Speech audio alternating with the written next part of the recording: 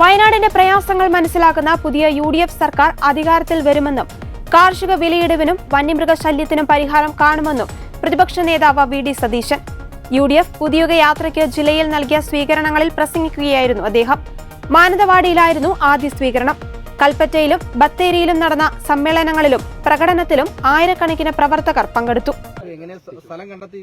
നമ്മളെ വളരെ മനോഹരമായ ഒരു സ്ഥലമാണ് കണ്ടെത്തിയിരിക്കുന്നത്. മെയിൻ റോഡിൽ നിന്ന് ഒരു 200-250 മീറ്റർ മാത്രം ദൂരെയുള്ള റോഡുള്ള ആ റോഡൊന്ന് നന്നാക്കണമെന്ന് മാത്രം, ടാറിയണമെന്ന് മാത്രമേ ഉള്ളൂ. ടാറിയാത്ത റോഡാണെന്ന് മാത്രമേ ഉള്ളൂ. കരിങ്കല്ല് മാത്രമേ 200-250 മീറ്റർ ദൂരം മാത്രമുള്ള റെസിഡൻഷ്യൽ ഏരിയയാണ്. തൊട്ടപ്പുറത്ത് ഒരു ആശ്രമമുണ്ട്, തൊട്ടപ്പുറത്ത് വീടുണ്ട്, റിസോർട്ടുണ്ട്. ഇത് സോഷ്യൽ മീഡിയയിൽ കൂടി CPIക്കാർ പ്രചരിപ്പിക്കുന്ന ആനക്കാടാണെന്നാണ്. നിങ്ങളെല്ലാം ഇവിടെ നിൽക്കുന്നുണ്ടല്ലോ, വഴിയിലൊക്കെ വീടുകളുണ്ടല്ലോ. തൊട്ടപ്പുറത്ത് ആശ്രമമുണ്ട്, ആനന്ദമാത ആശ്രമമാണ്. അതിന്റെ തൊട്ടപ്പുറത്ത് റിസോർട്ടാണ്. ഇവിടെ ഈ സ്ഥലത്ത് നിന്ന് നോക്കിക്കഴിഞ്ഞാൽ റോഡ് കാണാം. അത്രയും മനോഹരമായ ഒരു സ്ഥലമാണ് അവർ വാങ്ങിച്ചിരിക്കുന്നത്. സർക്കാർ 1 വർഷം എടുത്തപ്പോൾ കോൺഗ്രസ് 4 മാസം കൊണ്ടാണ് സ്ഥലം മേടിച്ചത്. തൊട്ടപ്പുറത്തുള്ള സ്ഥലം ഈ ആഴ്ച തന്നെ രജിസ്ട്രേഷൻ നടത്തുകയാണ്. 6 ഏക്കർ ഇവിടെ തന്നെ സ്ഥലമായി. ഈ മാസം തന്നെ തറക്കല്ലിട്ട് അതിന്റെ നിർമ്മാണ പ്രവർത്തനം ആരംഭിക്കും. ഞാൻ പറഞ്ഞല്ലോ, സർക്കാർ തരുമെന്നാണ് നമ്മൾ കരുതിയത്. സർക്കാർ അങ്ങനെ പ്രത്യേകമായി സ്ഥലം അനുവദിച്ചു തരില്ല എന്ന് പറഞ്ഞതുകൊണ്ട് ഞങ്ങൾ വേറെ സ്ഥലം മേടിക്കാൻ ഇറങ്ങിയത്. പിന്നെ ഇവിടെ സ്ഥലം മേടിക്കുമ്പോൾ വളരെ ശ്രദ്ധിക്കണം. അതിന്റെ പ്ലാന്റേഷൻ പ്രോപ്പർട്ടി ആണോ, ഏതെല്ലാം എന്തെങ്കിലും ലീനുള്ള പ്രോപ്പർട്ടി ആണോ എന്ന് നോക്കണം. സൂക്ഷ്മമായ നിയമപരിശോധന. 10-12 പ്രോപ്പർട്ടി നോക്കിക്കഴിഞ്ഞിട്ടാണ് നിയമപരമായ എല്ലാ കാര്യങ്ങളും പരിഹരിച്ചു. ഇപ്പോൾ ബിൽഡിംഗ് പണിയാനുള്ള അപ്രൂവൽ എല്ലാം കിട്ടിയിട്ടുണ്ട്. വീട് പണി തുടങ്ങാനുള്ള അപ്രൂവലും കിട്ടിയിട്ടുണ്ട്. ഇനി തറക്കല്ലിട്ട് നിർമ്മാണ പ്രവർത്തനം തുടങ്ങും. ലീഗ് അതിന്റെ 52 വീടുകൾ ഇപ്പോൾ 28-ാം തീയതി കൊടുക്കുകയാണ്. സർക്കാരിന്റെ ആയിട്ടില്ലേ, ഒരു 1.5 കൊല്ലമല്ല സർക്കാർ തുടങ്ങിയിട്ട്. ലീഗ് 52 വീട് കൊടുക്കുവാണല്ലോ. അപ്പൊ സർക്കാർ ആയിട്ടില്ല. അപ്പൊ മനസ്സിലാക്കേണ്ടത്, നമ്മൾ അവരുടെ നിർമ്മാണ ചുമതല നടത്തുന്ന ആളുകളിൽ തന്നെ നിർമ്മാണ ചുമതലയും എല്ലാം ഏൽപ്പിച്ചിട്ടുണ്ട്. അപ്പൊ കൃത്യമായി പണി തുടങ്ങും. വളരെ വേഗത്തിൽ തന്നെ നിർമ്മാണ പ്രവർത്തനം പൂർത്തിയാക്കും. ഇതുമായി ബന്ധപ്പെട്ട് പറയുന്ന കാര്യങ്ങൾക്കൊക്കെ അടിസ്ഥാനരഹിതമാണ്. ഈ 52 വീട് ലീഗ് നൽകുന്ന സ്ഥലത്തിനെതിരെ CPM അവിടെ പ്രകടനം നടത്തി ഇല്ലേ? ആ സ്ഥലം മേടിച്ചപ്പോൾ പ്രകടനം നടത്തി. തോട്ടഭൂമിയാണെന്നും പറഞ്ഞ് പ്രകടനം നടത്തി. ഗവൺമെന്റ് എക്സംഷൻ മേടിച്ചു, തോട്ടഭൂമിക്ക് എക്സംഷൻ മേടിച്ചു. അത് വേറെ ആരും ചെയ്യാൻ പാടില്ല. വേറെ ആരെങ്കിലും ചെയ്തു കഴിഞ്ഞാൽ അവരെ ഇത് നല്ല കാര്യം ചെയ്യല്ലേ. 1642 കോടി രൂപ ബാങ്കിൽ ഇട്ടിട്ട് ദുരിതാശ്വാസ നിധിയും കേന്ദ്രത്തിൽ നിന്ന് കിട്ടിയ പൈസ ഇന്ന് എന്റെ അടുത്ത് ഒരാൾ വന്ന് വീണ് പരിക്ക് ഒക്കെ പറ്റിയിട്ട് വാക്കിംഗ് സ്റ്റിക്കുമായിട്ട് നടക്കുന്ന ഒരാൾ, അയാളുടെ ചികിത്സയ്ക്ക് ചെലവ് കൊടുക്കുന്നില്ല, ചികിത്സാ ചെലവ് കൊടുക്കുന്നില്ല. ഈ ഇത്രയും കോടി ഇട്ടിട്ട് അവിടെ പരിക്ക് പറ്റിയ ആളുകൾക്ക് അങ്ങോട്ട് പോവാൻ, അവരുടെ കൃഷിസ്ഥലമൊക്കെ ഉണ്ട്, അങ്ങോട്ട് പോവാൻ പോലും റോഡ് പോലും ഇതുവരെ പണിത് കൊടുത്തിട്ടില്ല. ഒന്നും ചെയ്തിട്ടില്ല. ഗവൺമെന്റ് ഒരു കാര്യവും ചെയ്തിട്ടില്ല. അവിടെയാണ് കോൺഗ്രസും മുസ്ലിം ലീഗും അടക്കമുള്ള ആളുകൾ ഇത്രയും ഭംഗിയായിട്ട് ഈ മുണ്ടകൈ ചുഴൽമര പ്രദേശത്തെ ആളുകളുടെ പുനരധിവാസത്തിന് വേണ്ടി ചെയ്യുന്നത്. ഞാൻ ഇന്ന് അതുകൂടാതെ റിപ്പണിന്റെയും HMLന്റെയും എസ്റ്റേറ്റിൽ പോയി തൊഴിലാളികളെ കണ്ടു. തൊഴിലാളികളുടെ, പ്ലാന്റേഷൻ തൊഴിലാളികളുടെ ജീവിതം വളരെ സങ്കടകരമാണ്. അവര് പരാതിയാണ്. അവർക്ക് വർഷങ്ങളായിട്ട് ഈ പ്ലാന്റേഷൻ ലേബർ കമ്മിറ്റി കൂടിയിട്ടില്ല. അവർക്ക് ഡ്യൂ ആയിട്ട് വർഷങ്ങളായി അവരുടെ കൂലി വർദ്ധിപ്പിക്കും, ഒരു മിനിമം കൂലി പോലും. അവര് സ്ത്രീകൾ പരാതി പറഞ്ഞത് ജയിലിൽ കിടക്കുന്ന തടവുകാർക്ക് ഉള്ളതിനേക്കാൾ 250 രൂപ ഞങ്ങൾക്ക് കുറവാണെന്നാണ്. ജയിലിൽ കിടക്കുന്ന ക്രിമിനലുകളായ തടവുകാർക്ക് കിട്ടുന്നതിനേക്കാൾ 250 രൂപ കുറവാണ് കിട്ടുന്നത്. വെളുപ്പാങ്കാലത്ത് 7 മണിക്ക് എഴുന്നേറ്റ് 5 മണി വരെ ജോലി ചെയ്യണം. കൊടും തണുപ്പിലും ജോലി ചെയ്യണം, പൊള്ളുന്ന വെയിലിലും ജോലി ചെയ്യണം. അവരുടെ ലയങ്ങൾ ലൈഫിനോട് ചേർത്ത് അതോടുകൂടി അതും ഇല്ലാതായി. ഈ ലയങ്ങളെല്ലാം അവരെല്ലാം പുനർനിർമ്മിക്കും, അവർക്ക് ഒരു പുനരധിവാസം കൊടുക്കും എന്ന് പറഞ്ഞ അധികാരത്തിൽ വന്ന ആളുകളാണ്. 5 വർഷം പൂർത്തിയാക്കുകയാണ്. ഒന്നും ചെയ്തില്ല അവർക്ക് വേണ്ടിയിട്ട്, ഈ പ്ലാന്റേഷൻ തൊഴിലാളികൾക്ക് വേണ്ടി. അവരുടെ ലയങ്ങൾ കണ്ടാൽ കഷ്ടമാണ്. എന്നിട്ടാണ് അതീവ ദരിദ്രരില്ലാത്ത സംസ്ഥാനം എന്നുള്ള പ്രഖ്യാപനം നടത്തി ഞെളിഞ്ഞിരിക്കുകയാണ് ഗമയിൽ. ഈ പാവപ്പെട്ടവരുടെ ജീവിതം കാണണം.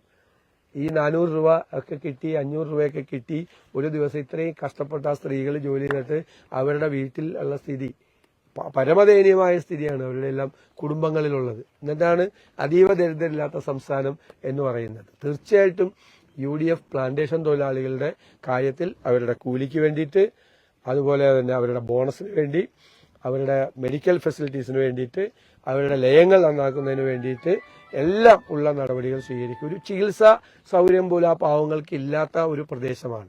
സങ്കടകരമാണ് അവരുടെ ജീവിതം. ഇക്കാര്യത്തിലൊക്കെ തീർച്ചയായിട്ടും പരിഹാരം ഉണ്ടാക്കാൻ ശ്രമിക്കും. തറക്കല്ലിടൽ തീയതി പ്രഖ്യാപിക്കാൻ വൈകുന്ന എന്തെങ്കിലും കാരണമുണ്ടോ? ഉടനെ അല്ല, പാർലമെന്റ് സമ്മേളനം നടക്കുന്നതുകൊണ്ട് MP ശ്രീമതി പ്രിയങ്ക ഗാന്ധി കൂടി വരണം. പിന്നെ ഈ ഭൂമിയുടെ രജിസ്ട്രേഷനും കൂടി അയാൾ ഒരുമിച്ച് നടത്താം എന്ന് കരുതിയിട്ടാണ്. വേറെ എല്ലാ അപ്രൂവലും എല്ലാം കിട്ടി. 13-ാം തീയതി വരെ പാർലമെന്റ് ഉണ്ട്. അവരുകൂടി വന്ന് തീർച്ചയായിട്ടും അത് നടത്തും. അതിനുശേഷം ഉണ്ടാവും കോടതിയിൽ അവർ പറഞ്ഞതിന് സത്യവാങ്മൂലം കൊടുത്തത് സ്പോൺസർഷിപ്പിലൂടെ കണ്ടെത്തുമെന്നാണ്. ഒരുപാട് സ്പോൺസർഷിപ്പ് കൊടുത്തിട്ടുണ്ട് ഒരുപാട് ആളുകൾ. അതിൽ ഒരുപാട് ക്രമക്കേടുകൾ നടന്നിട്ടുണ്ട്. കാരണം ഈ 500-600 പേര് പങ്കെടുത്ത ഒരു പരിപാടിക്ക് ഈ 3 കോടി 8 കോടിയൊക്കെ എവിടെ നിന്നാണ് വന്നത് ചെലവാകുന്നത്? നമ്മളൊക്കെ എത്രയോ പരിപാടികൾ നടത്തുന്ന ആളുകൾ. ഇപ്പൊ ഞങ്ങൾ യാത്ര നടത്തല്ലേ, പരിപാടി നടത്തുമ്പോൾ ചെലവുണ്ടാവും. പക്ഷെ 500-600 പേര് മാക്സിമം ഉണ്ടായിരുന്നതാണ് ആ പരിപാടിക്ക്. 600 പേര് പങ്കെടുക്കാൻ ഒരു ആഗോള അയ്യപ്പ സംഗമം നടത്തിയതിന് 5 കോടി 8 കോടി എന്നൊക്കെ പറയുന്നത് എവിടത്തെ കണക്കാണ്? മുഴുവൻ കളവാണ് ഇതിന്റെ പുറകിൽ നടക്കുന്നത്. അഴിമതിയാണ് ഇതിന്റെ അകത്ത് പുറത്ത് നടക്കുന്നത്. അയ്യപ്പന്റെ പേരിലും തട്ടിപ്പാണ് നടത്തിയത്. ശരിക്കും അത് അന്വേഷിക്കട്ടെ, കോടതി തന്നെ അതിനുള്ള നടപടികൾ സ്വീകരിക്കട്ടെ. കോടതിയുടെ മുൻപാകെയാണ് തെറ്റായ വിവരം കൊടുത്തത്. കോടതി അന്വേഷിക്കട്ടെ. SIT അന്വേഷിക്കുമെന്നാണ് പറയുന്നത്. അന്വേഷണ പരിധിയിൽ വരുന്നതെന്നാണ്. അന്വേഷിക്കട്ടെ, അല്ല, ഞാൻ ഒരു കാര്യം ഇന്നലെ ചോദിച്ചല്ലോ. കടകംപള്ളി സുരേന്ദ്രനെ SIT ചോദ്യം ചെയ്തപ്പോൾ ആരും അറിഞ്ഞില്ല, നിങ്ങൾ ആരും അറിഞ്ഞില്ല. 4 ദിവസം കഴിഞ്ഞിട്ടാണ് നിങ്ങൾ പോലും അറിയുന്നത്. അടൂർ പ്രകാശൻ ചോദ്യം ചെയ്തപ്പോൾ എല്ലാവരെയും വിളിച്ചു പറഞ്ഞല്ലോ. അവിടെ നിന്ന് SITയിൽ നിന്ന് തന്നെയാണ് ചോർത്തി കൊടുക്കുന്നത് വാർത്ത. അടൂർ പ്രകാശന്റെ മൊഴിയെടുത്ത സമയത്ത് അത് ചോർത്തി കൊടുത്തു. അപ്പൊ SITയിൽ ഇത് ചോർത്തി കൊടുക്കുന്ന CPM വേണ്ടി ചോർത്തി കൊടുക്കുന്ന ആളുകൾ ഉണ്ടെന്നുള്ള കാര്യത്തിൽ സംശയമില്ല. പിന്നെ നമുക്കതൊരു പ്രശ്നമില്ല. കാരണം അന്നത്തെ കാലത്ത് അവരിരുന്ന കാലത്ത് പ്രയാർ ഗോപാലകൃഷ്ണൻ അവരെല്ലാം ഇരുന്ന കാലത്ത് ഹൈക്കോടതി ഒരു അഡ്വക്കേറ്റ് കമ്മീഷണറെ നിയമിച്ചിട്ട് ആ അഡ്വക്കേറ്റ് കമ്മീഷണറുടെ മേൽനോട്ടത്തിലാണ് എല്ലാ കാര്യങ്ങളും നടന്നത്. എന്നിട്ട് അഡ്വക്കേറ്റ് കമ്മീഷണർ ഹൈക്കോടതിയിൽ റിപ്പോർട്ട് കൊടുത്തു. അവിടെ നടന്ന കാര്യങ്ങളെയും, അവിടുത്തെ ദേവസ്വം ബെഞ്ച് തന്നെയാണ്, അവിടെ നടന്ന കാര്യങ്ങളെയും അഡ്വക്കേറ്റ് കമ്മീഷണറെയും ഭംഗിയായിട്ട് അതെല്ലാം ചെയ്തതിന് ഹൈക്കോടതി അഭിനന്ദിക്കുകയും ചെയ്ത കേസാണ്. ഇനിയിപ്പോ വീണ്ടും കേസെടുത്ത് അന്വേഷിക്കട്ടെ, നമുക്കാർക്ക് യാതൊരു പരാതിയില്ല. പക്ഷെ 2019 അയ്യപ്പന്റെ സ്വർണവും ദ്വാരപാലക ശില്പവും കൊണ്ട് കോടീശ്വരന് വിറ്റ കേസിലെ പ്രതികൾ 3 പേര് ജയിലിൽ കിടക്കാണ്. CPMന്റെ നേതാക്കൾ. അത് മറക്കണ്ട. 2024 വീണ്ടും കക്കാൻ ശ്രമിച്ചു എന്ന് കോടതി തന്നെ പറഞ്ഞത്. ഫേക്ക് അർജൻസി ഉണ്ടാക്കി, വ്യാജമായ ഒരു അർജൻസി ഉണ്ടാക്കി വീണ്ടും ഇതേ സാധനം കട്ടെടുക്കാൻ വേണ്ടി ശ്രമിച്ചു എന്ന് കോടതിയാണ് പറഞ്ഞത്. ഈ 2019-ലും 2024-ലും പിണറായി ഭരണമാണ് കേരളത്തിൽ നടക്കുന്നത്. അവര് ചെയ്ത പൊളിറ്റിക്കൽ അപ്പോയിന്റ്മെന്റ് ആയിട്ടുള്ള ആളുകളാണ്. വാസവൻ ഇപ്പൊ മന്ത്രിയും അന്ന് കടകംപള്ളി സുരേന്ദ്രൻ ദേവസ്വം മന്ത്രി. അവര് രണ്ടുപേരും അറിഞ്ഞുകൊണ്ടാണ് ഈ തട്ടിപ്പ് നടത്തിയിരിക്കുന്നത്. അതാണ് അത് മായ്ക്കാൻ പറ്റില്ല. അത് മായ്ക്കാനുള്ള ശ്രമവും അത് മറയ്ക്കാനുള്ള ശ്രമമാണ് ഇപ്പൊ വ്യാപകമായി നടക്കുന്നത്. അവർക്കെതിരെ ഒരു നടപടി പോലും എടുത്തിട്ടില്ല. നിങ്ങൾ മനസ്സിലാക്കണം, ഒരു നടപടി പോലും, അച്ചടക്ക നടപടി പോലും ഈ അയ്യപ്പന്റെ സ്വർണം കവർന്നവർക്കെതിരെ എടുക്കാത്ത പാർട്ടിയാണ് CPM. എന്നിട്ട് പറയുകയാണ് ഇങ്ങനെ പറഞ്ഞു. കാർഷിക ഉൽപ്പന്നങ്ങൾക്ക് ഉൽപാദന ചെലവ് കണക്കാക്കി അതിന്റെ 50% കൂടി ഉയർത്തി തറവിലയായി കർഷകർക്ക് നൽകും.